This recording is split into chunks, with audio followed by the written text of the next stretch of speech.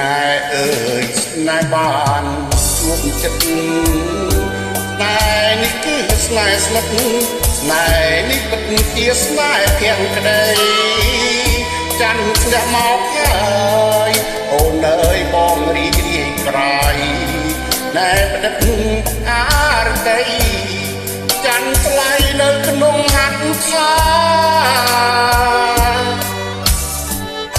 បើចាំព្រមចាំមេឃហាចាំប៉ុណ្ណឹងប៉ុន្តែព្រមមកហើយកុំព្រួយឡើយណាអូនពិតជាស្នេហ៍ម៉ែបងមិននឹងសង្ឃឹមទោះជាយ៉ាងណាក៏អូននៅតែណែបងលុបជ្រៃដួងចិត្តជីវិតស្នេហ៍អើយជួយចាំចំឡើយពីពេចសាសរៀមស្មងនឹងអូនគ្មានថ្ងៃប៉ុនឡងទៀតក្រោយសូមសងជួបទៀតនឹងស្រី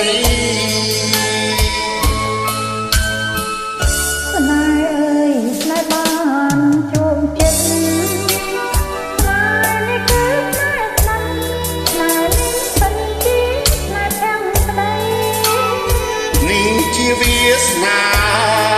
ឲ្យបងបានជួបនឹងស្រីយើងរួមស្នេហ៍ថ្មីរួមប្រណីពីធម្មជាតិ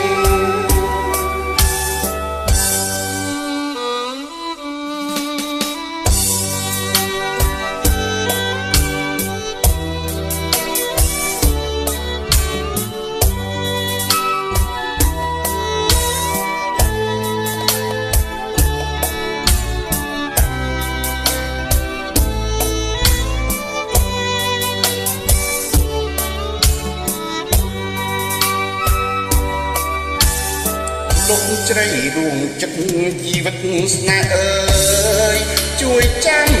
ចំឡើយពីពេចសាសងព្រៀមស្មងនឹងអូនគ្មានថ្ងៃប៉ុនឡ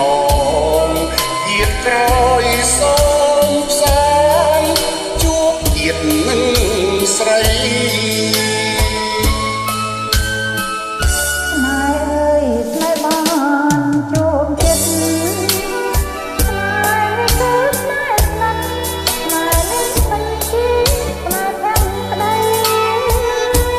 ជាវាសនា